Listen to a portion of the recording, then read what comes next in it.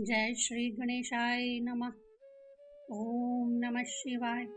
विद्वेश्वर संहिता चौथा अध्याय। यह सुनकर मुनियों ने पूछा, प्रभु, श्रवण, कीर्तन और मनन ये तीनों क्या हैं और इन्हें किस प्रकार करना चाहिए?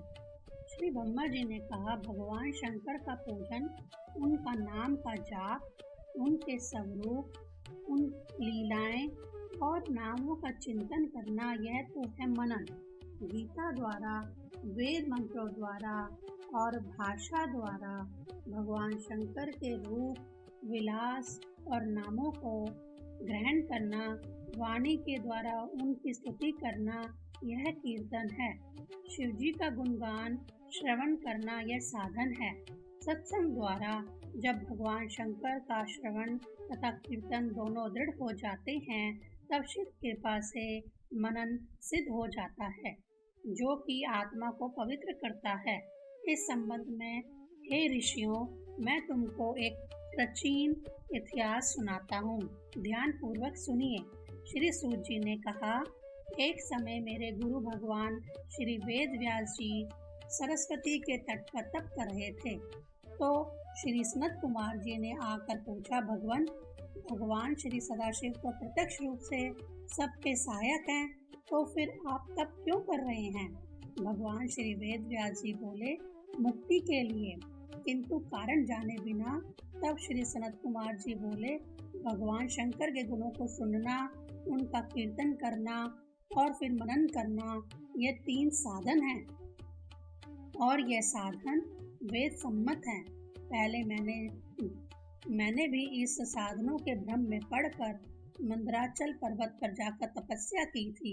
मेरी तपस्या से प्रसन्न हो भगवान सदाशिव के नंदीश्वर मेरे पास आए। उन्होंने मुझे मुक्ति के साधन बतलाए, श्रवण, कीर्तन और मनन। इसलिए हे मुनीश्वर, आप भी ऐसा ही कीजिए। इतना कहकर श्री सनत कुमार जी चले गए। इस पर मुनियों ने श्री सूत जी से पूछा, प्रभु, जो प्राणी श्रवण, कीर्तन और मनन नहीं करता, उसको मोक्ष की प्राप्ति किस प्रकार होती है? आप हमें यह रहस्य बतलाइए, ताकि अज्ञानियों को, जो कि श्रवण, कीर्तन और मनन नहीं करते, मुक्ति प्राप्त हो सके। पांचवा अध्याय। श्री सूत जी बोले, हे मुनीश्वर, जो प्राणी ना तो भगवान सदाशिव की कथा को श्रवण कर सके, ना ही उनका कीर्तन कर सके और ना ही मनन कर सके, उसके उचित है कि वह शिवलिंग की स्थापना कर ले और नित्य प्रति उसका पूजन करे, तो वह अवश्य में भव सागर से तर जाएगा। इस पर महर्षियों ने कहा, महाराज, ये कैसे? इस प्रकार सब देवताओं का पूजन किस प्रकार संभव है और लिंगेश्वर का पूजन द्वारा भगवान सदाशिव का पूजन किस प्रकार संभव है? श्री सूत जी बोले, हे मुनीश्वरों, वह भेद भगवान श्री महादेव जी ने स्वयं प्रकट किया था। मैंने अपने गुरु भगवान वेद व्यास से सुना है कि सदाशिव का एक रूप निष्कल है, क्योंकि भगवान सदाशिव समस्त कलाओं से युक्त हैं। उनका साकार वेद स्वरूप भी हो जाता है, क्योंकि वह सकल है। सकल और निष्कल रूप से वह ब्रह्म कहलाते हैं। भक्तों को भगवान श्री सदाशिव की निराकार और साकार मूर्ति का नित्य पूजन करना चाहिए। भगवान श्री शंकर के अतिरिक्त और कोई दूसरा देवता निराकार नहीं है।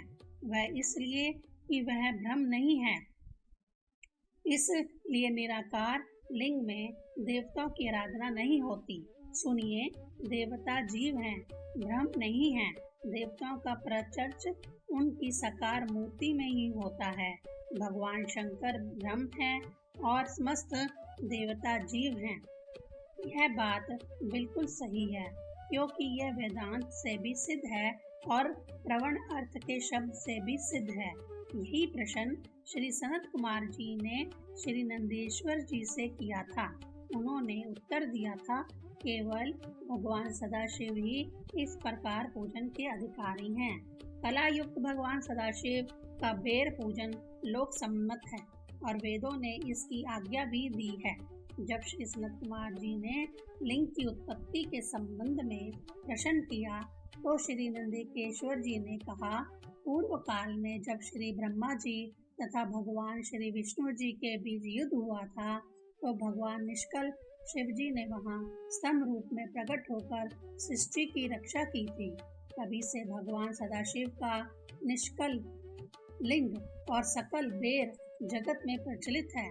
चूंकि बेर लिंग को देवताओं ने अपना लिया था, इसलिए शिव जी के अतिरिक्त लिंग से देवताओं का भी पूजन होने लगा और वह पूजन मनवांछित फल को प्रदान करने वाला है।